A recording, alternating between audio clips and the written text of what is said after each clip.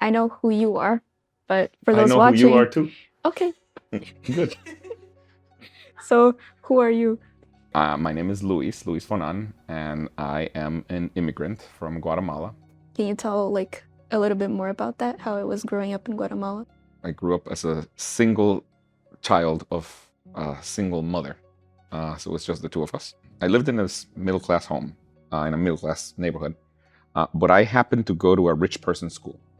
And it's because I was an only child, and my mom spent 100% of her resources on my education. When I came to the US, I realized how much of a difference there was between those who grew up literally right next door to me, but just didn't have the same access to education that I did. And I was very fortunate. Again, it's not because I grew up rich, it's just that my mom spent 100% of her resources on my education. Early on, my mom bought me a computer. And again, I don't really know why she did that, but she bought me a computer instead of a Nintendo. I wanted a Nintendo, she bought me a computer.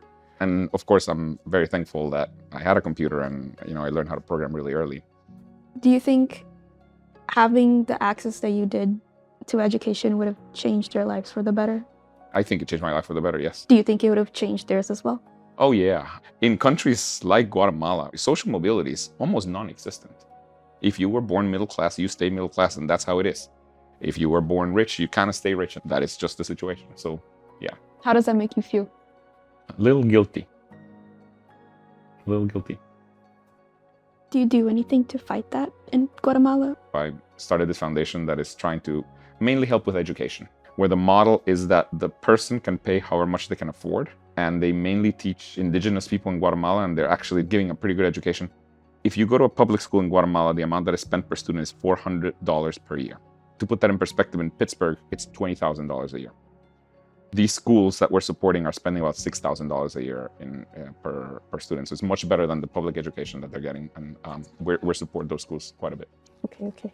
Let me look at the other questions. You look at the question. What was your dream job growing up? I wanted to be a math professor. I think before that, I wanted to be a police detective or something.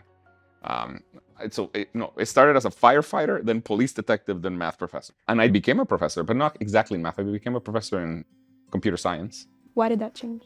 It became very clear that I got way more satisfaction out of working on Duolingo than being a professor. When you're a professor, you're having real impact, but it's on a small number of people. After 5 years of being on Duolingo, we already had millions of users. And we would get so many positive emails about people who were so happy that we were helping them learn our language that just felt a lot better to me.